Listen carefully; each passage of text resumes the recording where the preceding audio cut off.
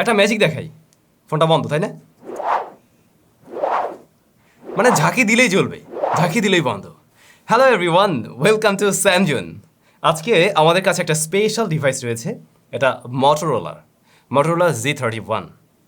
স্মার্টফোনটি বাংলাদেশ মার্কেটে লঞ্চ হয়েছে, হয়তো আপনারা জানেন। তো এই মোবাইল ফোনটার খুঁটিনাটি বিস্তারিত সব কিছু নিয়ে আজকে ভিডিওতে কথা বলবো। এটাতে বেশ কিছু স্পেশালিটি রয়েছে, যেমন ধরুন অ্যামোলেড প্যানেল, তারপরে এর ক্যামেরা সেটআপ, যেখানে আমরা মোটামুটি এখন 1000-2000 টাকার মধ্যে ম্যাক্সিমাম স্মার্টফোনে দেখতে পাই আল্ট্রাওয়াইড সেন্সর থাকে না, এই স্মার্টফোনে সেটা রয়েছে। এবং এই বাজেটের সবচেয়ে slimmest smartphone. Then build quality overall. আরেকটা ব্যাপার তো আমি মিস করছি, স্টক অ্যান্ড্রয়েড। অনেকেই রয়েছেন যারা স্টক অ্যান্ড্রয়েড লাভার, তাদের জন্য আশা করছি আজকে ভিডিওটা বেশ এনজয় করবেন। তাহলে প্রথমে আমরা বক্স কন্টেন্ট নিয়ে আলোচনা করছি, রাইট? বক্স কন্টেন্ট হিসেবে আপনার স্মার্টফোনটি পেয়ে যাবেন, কেস রয়েছে, সিম ইজেক্টর, চার্জারটা 20 ওয়াটের, 20 ওয়াটের চার্জার থাকছে, এই আর কি এগুলোই। সো এই হচ্ছে স্মার্টফোনটি, বেশ সলিড বিল্ড কোয়ালিটির। রেয়ার প্যানেলটা প্লাস্টিক বিল্ড, তবে এখানে একটা টেক্সচার থাকছে। স্ক্র্যাচ পড়ার পসিবিলিটি খুবই কম থাকবে এবং ফিঙ্গারপ্রিন্ট অবশ্যই বসবে না। রেয়ারে আমরা 3টি ক্যামেরা দেখব, তার পাশে মাঝামাঝি পজিশনে রয়েছে ফিঙ্গারপ্রিন্ট স্ক্যানার, যেখানে মোটোরোলা লোগো থাকছে। যদিও ফিঙ্গারপ্রিন্ট স্ক্যানারটা সাইডে দিলে আরও বেশি ভালো লাগতো, পার্সোনালি আমার এমনটাই মনে হয়। তবে এর পজিশনটা হাত অনুযায়ী একদম ঠিকঠাক ছিল এবং আমি ঠিকভাবে রিস্ক করতে পারছিলাম, আর প্রত্যেকবারই ঠিকভাবে আনলক করতে পারছে এটা। এই স্মার্টফোনটার পোর্টস অ্যান্ড বাটন হিসেবে আমরা সব কিছু তো পাচ্ছি, পাশাপাশি একটা বাড়তি জিনিসও পেয়ে যাব। এই যে উপরের দিকটাতে একটা ডেডিকেটেড গুগল অ্যাসিস্ট্যান্ট বাটন রয়েছে, তার নিচেই থাকছে ভলিউম রকার, তার নিচে রয়েছে হোম বাটন। হোম বাটনের উপরেও একটা টেক্সচার রাখা হয়েছে, যার ফলে হাতে একটা আপনি গ্রিপ পাবেন। উপরে সেকেন্ডারি নয়েজ ক্যান্সেলেশন মাইক এবং লেফট কর্নারে 3.5 মিলিমিটার হেডফোন জ্যাক। তবে এই স্মার্টফোনটাতে 2টি সিম অথবা একটি সিম একটি মেমোরি কার্ড ব্যবহার করতে পারবেন। এখানে হাইব্রিড সিম স্লট রয়েছে, ডেডিকেটেড হলে এটা আরও বেশি ভালো হতো। নিচের দিকটাতে USB type C port, primary microphone এবং স্পিকার গ্রিল।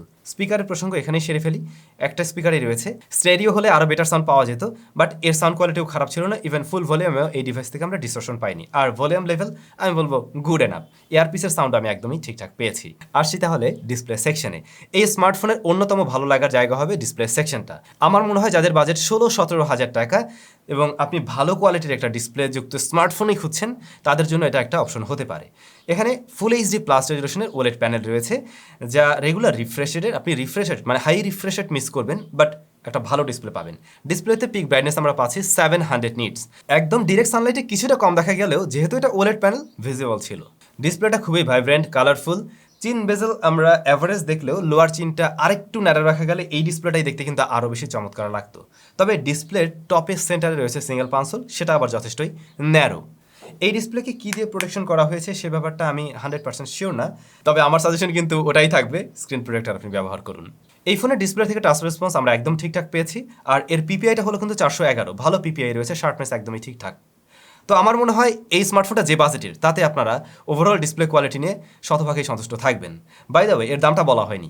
এই স্মার্টফোনটার 464GB ভ্যারিয়েন্ট 17,000 টাকা আপনারা পেয়ে যাবেন অনলাইনে। দারাজে এবং সেল এক্সট্রা থেকে যদি আপনারা অনলাইন থেকে আর কি পারচেস করেন, তাহলে এই প্রাইসে পাবেন। তবে রেগুলার প্রাইস কিন্তু আরও 2000 টাকা বেশি। 4GB ভ্যারিয়েন্টের রেগুলার প্রাইস 19,000 টাকা, বাট আপনি অনলাইন দারাজ সেল এক্সট্রা থেকে যদি কেনেন, সেই ক্ষেত্রে পেয়ে যাবেন 17,000 টাকাতে। আবার 6GB ভ্যারিয়েন্টের দাম হলো 22,000 টাকা, কিন্তু যদি দারাজ সেল এক্সট্রা থেকে কেনেন, সেই ক্ষেত্রে আপনারা পেয়ে যাচ্ছেন 19,699 টাকাতে। তার মানে আপনি যদি অনলাইন প্ল্যাটফর্ম থেকে কেনেন, অবশ্যই স্মার্টফোনটা কম দামে পাচ্ছেন, অনেকটাই কম দামে। প্রাইস নিয়ে আমাদের আরও বেশ কিছু কথাবার্তা রয়েছে, ভিডিওর শেষ দিকটা অবশ্যই দেখবেন, সেখানে আমরা এই বিষয়গুলো আলোচনা করব। এবার আসা যাক পারফরমেন্স সেকশনে। শুরুতে আমি যেমনটা বলছিলাম, স্মার্টফোনটাতে আমরা স্টক অ্যান্ড্রয়েড পেয়ে যাব। এখানে আপনি অ্যান্ড্রয়েড 11 পেয়ে যাবেন আউট অফ দ্য বক্স।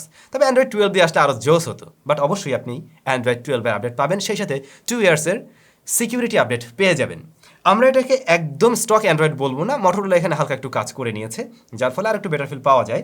এখানে আমরা কোনো ধরনের ব্লোটার পাচ্ছি না, এটা অবশ্যই একটা ভালো বিষয় ছিল, এবং একটা স্টক ইউআই, স্টক অ্যান্ড্রয়েড যেমনটা হয়ে থাকে সেরকম ফিলে আমরা এই স্মার্টফোন থেকে পাচ্ছি। একদম ক্লিন একটা এক্সপিরিয়েন্স এর থেকে পাবেন।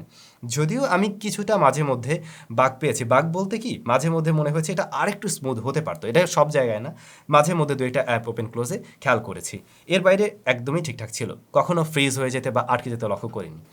এর প্রসেসর সেকশনে আমরা দেখতে পাই MediaTek Helio G85 রয়েছে। MediaTek Helio G85 মোটেই নতুন প্রসেসর না, বেশ পরীক্ষিত এবং একটু পুরনো প্রসেসরই বলা যায়। এই প্রসেসরের পারফরমেন্স এই স্মার্টফোনের সাথেও আমরা অ্যাজ ইউজুয়াল রেজাল্টই পেয়ে আসছি। ডে টু ডে লাইফের কাজগুলো ঠিকঠাকভাবে হ্যান্ডেল করতে পারছে। বলছিলাম যেটা অ্যাপ ওপেন ক্লোজে ডিসেন্ট পারফরমেন্স করছিল, মাঝে মধ্যে 2-1টা অ্যাপকে একটু টাইম নিচ্ছিল ওপেন করতে। আর মাল্টিটাস্কিংয়ে 4 GB র্যাম ভ্যারিয়েন্ট যদি নেন সেই ক্ষেত্রে আপনি 4-5টা বড় অ্যাপ্লিকেশন নিয়েও কাজ করতে পারবেন ইজিলি, বাট যদি 6 GB র্যাম ভ্যারিয়েন্ট নেন তাহলে আরেকটু হেভি প্রেশার দিয়ে কাজ করার সুযোগ থাকবে। গেমিংয়ের প্রসঙ্গে যদি আসি, এই স্মার্টফোনে আপনারা পাবজি, অ্যাসফল্ট 9, ফ্রি ফায়ার, সিউডির মতো গেমগুলো প্লে করতে পারবেন। আমরা পাবজি এখানে প্লে করতে পারছিলাম 40 FPS HD high frame rate আর কি, যেটা মোটামুটি বলা যায় বেশ স্মুথভাবে প্লে হচ্ছিল। একটু লং টাইমে মোটামুটি লাইক 40 থেকে 1 ঘন্টা যদি যান তখন কিছুটা ফ্রেম ড্রপ এবং ল্যাগ আমরা পেয়েছি, বিশেষ করে অ্যাকশন মোমেন্টে। তবে ভালো বিষয় G85 থাকা সত্ত্বেও এই স্মার্টফোনটা কিন্তু গরম হচ্ছিল না খুব বেশি। ক্যামেরা পোর্শনের এই অংশটাতে হালকা একটু গরম হতে লক্ষ্য করা যায়, কিন্তু একদম হিটিং ইস্যুর পর্যায়ে এটা পড়বে না, আবার দ্রুত সময় সেটা ঠান্ডা হয়ে যাচ্ছিল। গেমিংয়ের ক্ষেত্রে খুব বেশি ব্যাটারি ড্রেন আমরা লক্ষ্য করিনি। এখন যদি বলি আমি যে আসলে এই স্মার্টফোনটা গেমিংয়ের জন্যই আপনি 17,000 টাকা দিয়ে কিনবেন কিনা বা এর চাইতে ভালো অপশন রয়েছে কিনা, হ্যাঁ, বাজারে এর চাইতে গেমিংয়ের জন্য ভালো অপশন রয়েছে। বাট যদি আপনার মনে হয় আপনি আসলে মোটামুটি রেগুলার ইউজার এবং মাঝে মধ্যে গেমিং করবেন, দেন আপনি এটা চয়েস করতে পারেন। ক্যামেরায় আসা যাক। স্মার্টফোনটির রেয়ারে 3টি ক্যামেরা রয়েছে এবং সবগুলোই প্রয়োজনীয় সেন্সর। মেইন সেন্সর 50 মেগাপিক্সেলের, এরপরে 8 মেগাপিক্সেল আলট্রাওয়াইড সেন্সর, তারপরে 2 মেগাপিক্সেলের ম্যাক্রো শুটার। যারা কিনা স্মার্টফোন দিয়ে ফটোগ্রাফি করেন বা ফটোগ্রাফির প্রতি ইন্টারেস্ট রয়েছে তাদের এর ক্যামেরাটা হয়তো ভালো লেগে যাবে, বিশেষ করে কালার টোনের জন্য। কারণ এটা কালার বুস্ট আপ করে দেয় না, ন্যাচারাল টোন রাখার ট্রাই করে। অর্থাৎ আপনি যে সাবজেক্টের ছবি তুলছেন ওইটা নর্মালি দেখতে যেমন, এটাতেও আপনি অলমোস্ট সেরকম পেয়ে যাবেন। সোশ্যাল মিডিয়া রেডি টাইপের ছবি এটা দেয় না। সো ফটোগ্রাফারদের হয়তো এর ছবির টোনটা ভালো লাগবে। শার্পনেস, ডিটেলস আমরা প্রপার লাইটিং কন্ডিশনে এর থেকেও ভালো পেয়েছি। ইভেন ডাইনামিক রেঞ্জটাও ভালোভাবে ব্যালেন্স করতে পারছিল এই স্মার্টফোনটি। তারপরে যদি শ্যাডো এরিয়াতে যাই, শ্যাডো ডিটেলসে কিছুটা পিছিয়ে পড়বে যেহেতু সেন্সর সাইজও ছোটো, আর লো লাইটে নয়েজের দেখা পাওয়া যায়। নাইট মোড রয়েছে, সেটা অন করে নিলে কিছুটা বেটার ছবি পাওয়া সম্ভব। আলট্রাওয়াইড সেন্সর রয়েছে যা এই বাজেটের আর 5টা স্মার্টফোনের মতোই রেজাল্ট করছিল, অ্যাভারেজ রেজাল্ট আমি বলবো। আমার সাজেশন থাকবে প্রপার লাইটে আলট্রাওয়াইড সেন্সরটি ব্যবহার করার জন্য, কারণ লো লাইটে এর পারফরমেন্স ততটা আমরা ভালো পাইনি। এরপরে 2 মেগাপিক্সেলের ম্যাক্রো শুটার রয়েছে, যেটাও প্রপার লাইটিং কন্ডিশনে ভালো রেজাল্ট দিচ্ছিল। আর ডেপথ সেন্সর, এটাতে ডেডিকেটেড ডেপথ সেন্সর না থাকলেও আপনি পোর্ট্রেট মোডে একটা মোটামুটি ভালো রেজাল্ট পাবেন। এজ ডিটেকশনে মাঝে মধ্যে মিস করতে দেখা যায়, বাট মেইন সাবজেক্টকে ভালো শার্পনেসে রাখতে পারছিল, কালার টোনে আমরা শিফট হতে দেখছি না। ওভারঅল ছবিকে যদি এই বাজেটের অন্যান্য স্মার্টফোনের সাথে কম্পেয়ার করতে চাই, অবশ্যই কালার অ্যাকুরেসির জন্য এগিয়ে থাকবে, আর বাকি বিষয়গুলো অলমোস্ট সেম ছিল। ভিডিও রেকর্ড করা যাবে সর্বোচ্চ 1080p 30 fps। স্ট্যাবিলিটির জন্য আপনি EIS পাবেন এবং মোটামুটি ওকে লেভেলের স্ট্যাবল। আর ভিডিওতে শার্পনেস, ডিটেলস আমরা ডিসেন্ট পেয়েছি। ডিসপ্লেতে থাকা ছোট্ট 5 মাঝে রয়েছে 13 মেগাপিক্সেলের শুটার, যা মনে হলো ছবিগুলো একটু ব্রাইট করে দেয়, দেখতে সুন্দর লাগবে। তবে শার্পনেস, ডিটেলস ভালোভাবেই ধরে রাখতে পারছিল উভয় লাইটিং কন্ডিশনে। লো লাইটে কিছুটা সফট হয়, বাট স্টিল অনেক ফোনের চাইতে এখানে বেটার রেজাল্ট পাবেন। ডাইনামিক রেঞ্জটা ততটা ভালো পাইনি আমরা ফ্রন্ট ফেসিং ক্যামেরায়, বাট প্রপার লাইটিং কন্ডিশনে আপনি ভালো ছবি পাবেন ফ্রন্ট ফেসিং থেকে। স্মার্টফোনটা বেশ স্লিম হওয়া সত্ত্বেও এর মাঝে কিন্তু 5000 mAh এর ব্যাটারি রয়েছে এবং বক্সে আপনি পেয়ে যাবেন 20 ওয়াটের চার্জার। এই ব্যাটারি থেকে আপনি একদিন অনায়াসে ব্যাকআপ পেয়ে যাবেন। এর প্যানেলটা 60 হার্টজের, সো ইজিলি আপনি একদিন ব্যাকআপ পাচ্ছেন। আর যেহেতু 20 ওয়াটের চার্জার, ওটা দিয়ে দ্রুত সময়ে একে চার্জ করা সম্ভব হবে। নেটওয়ার্ক টেস্ট আমরা করেছি বোথ কানেকশনে, ওয়াইফাই এবং সিম দুটোর ক্ষেত্রেই আমরা ভালো রেজাল্ট পেয়েছি, কোনো ধরনের সমস্যা এখানে ছিল না। তো ভিডিওর মাঝে আমি বলছিলাম যে আমরা প্রাইস নিয়েও ভিডিও শেষে কথা বলতে চাই।